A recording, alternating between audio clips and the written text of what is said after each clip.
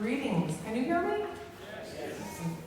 Thank you so much for coming out tonight to listen to our second concert of our fifth season, actually. It's quite amazing. We have a really nice program in store for you tonight with a lot of variety, music spanning about 400 years of time. Before we get started, I always like to thank the folk at St. Bart's for allowing us to use their beautiful sanctuary. In fact, this program tonight is dedicated to Rector Michael Briggs, who is now in Texas, and we're very happy for him. He has important work to do there. But I have to thank him so much because he has virtually given us a home for the past 5 years. We're so grateful. But meanwhile, thank you to the vestry of this church and William Leeper and Becky Edison for letting us to continue to rehearse and give performances here. At this point, I'd like to acknowledge my wonderful staff, my assistant director, Mr. Anthony Verge,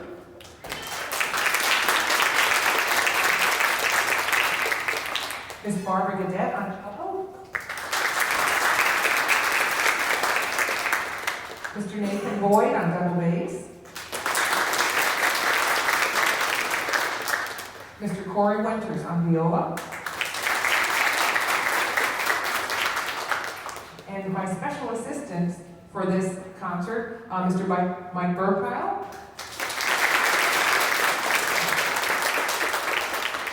I should let you know I'm so very grateful to Mike. I injured my finger about a month ago and I could not play for a while, so he stepped right in and just met the occasion beautifully, as he always does. So thank you so much, Mike. All right, so we'd like to get started with our most contemporary piece by a living composer who happens to be a member of our viola section, Mr. Tom Liu. He has composed a piece for A-string Fort Smith, and it's quite a work. And he would like to talk to you about it before we play. Hi, my name is Tom Liu. I'm a senior at Southside, and I composed this piece that you're about to hear us play. The name of this piece is Tan, which in Vietnamese means name. I took inspiration from Fiona Apple for this. Her first album is Tidal, as in the waves and water. And she chose that name because it was a homophone with the word title, as in the title for an album. And she has very moody music, and the opening of this piece is very moody. So, about the piece. I based this piece on the hero's dream cliché, often found in literature, and you'll hear the arc as the hero progresses through this journey. The opening is a call to adventure, the hero stepping out from darkness with slow and brooding chords. Then the hero begins the journey with the melody changing character from dark and broody to light and gentle. In the middle, our hero goes through a revelation, becoming braver and courageous, as well as vulnerable and sensitive. He continues this journey as the dark melodies before are transformed into celebrations of change. And finally, he returns from his adventure, changed, and back into the moody, indefinite darkness he began.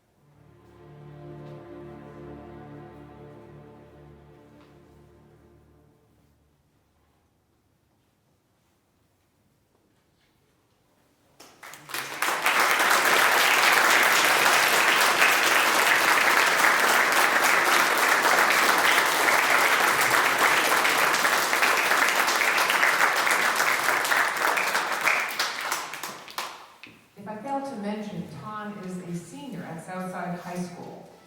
Next in the program, we move on to the contemporary composer Howard Hanson, very famous American composer.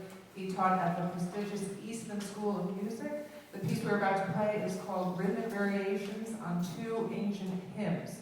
The hymns are actually folk songs in the Scandinavian tradition that he was born into. The first hymn will be played by our violin soloist, Mr. Hugh Lee.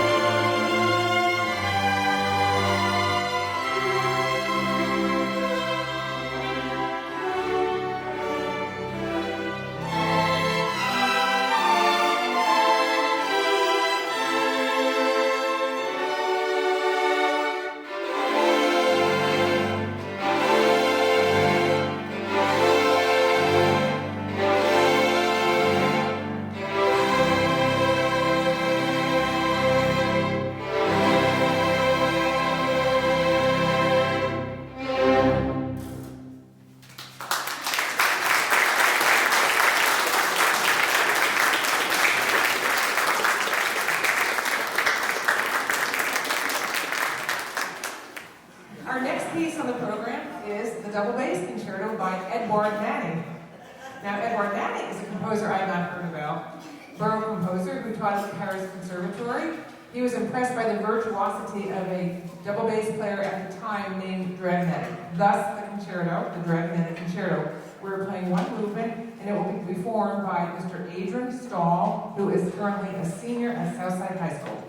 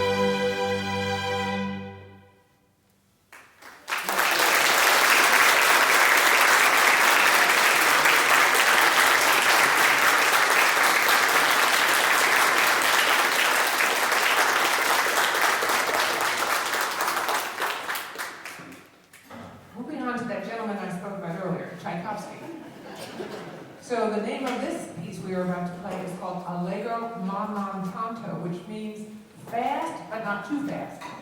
It was actually an exercise in composition that he composed while he was at the St. Petersburg Conservatory. It is a one-movement work. I think it's delightful, and I'm so glad I now know about this piece.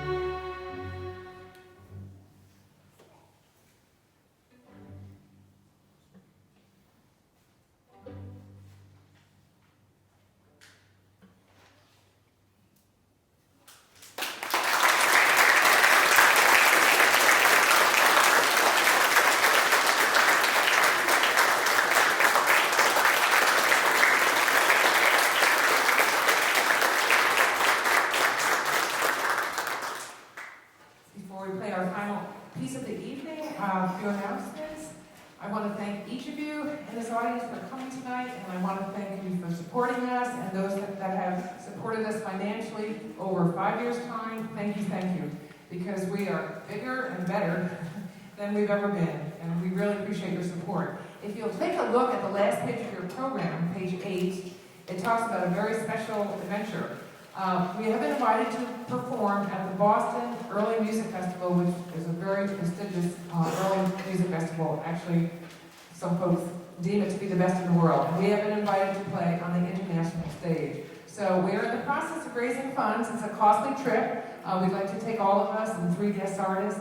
But to date, we have raised about $20,000. So we are on our way, and thank all of you that have helped us.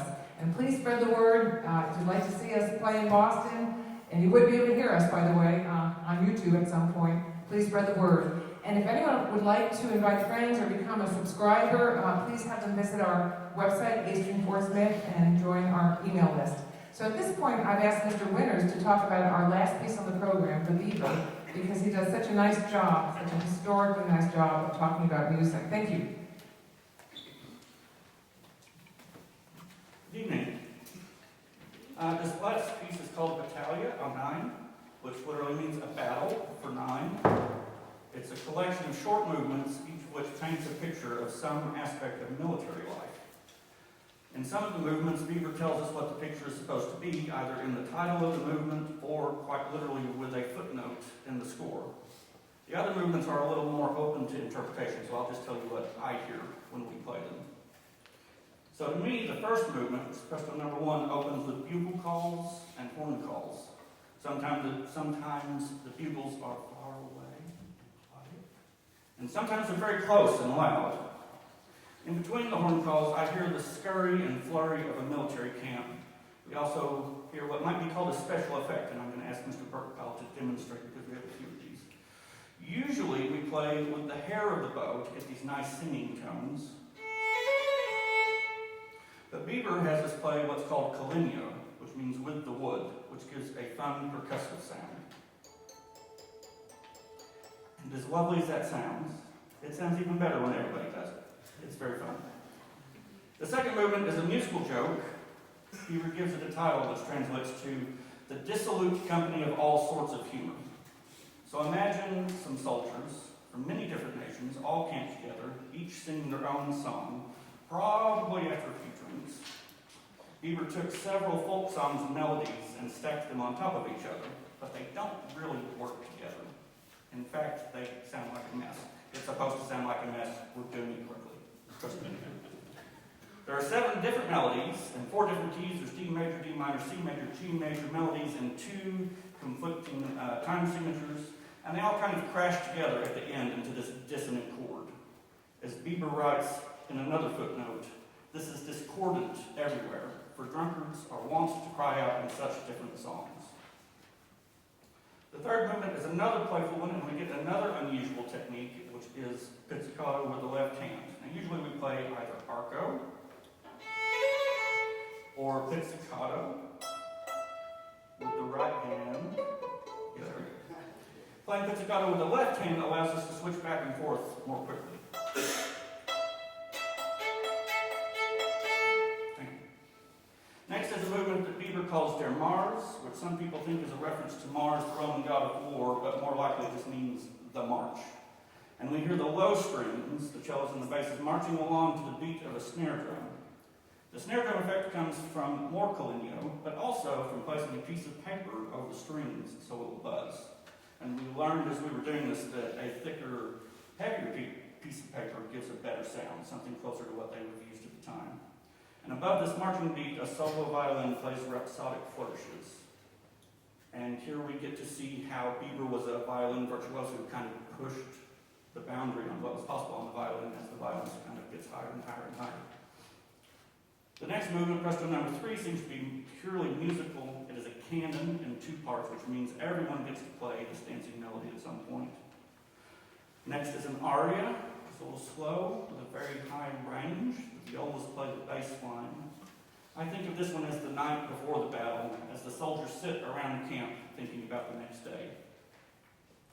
Which is followed, of course, by the battle. As the violins and violas scurry across the battlefield, the basses and cellos play pizzicato notes that might representing the echoing boom, boom, boom of cannon fire.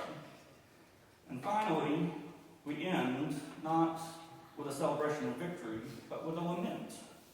A slow, sad song is mourning.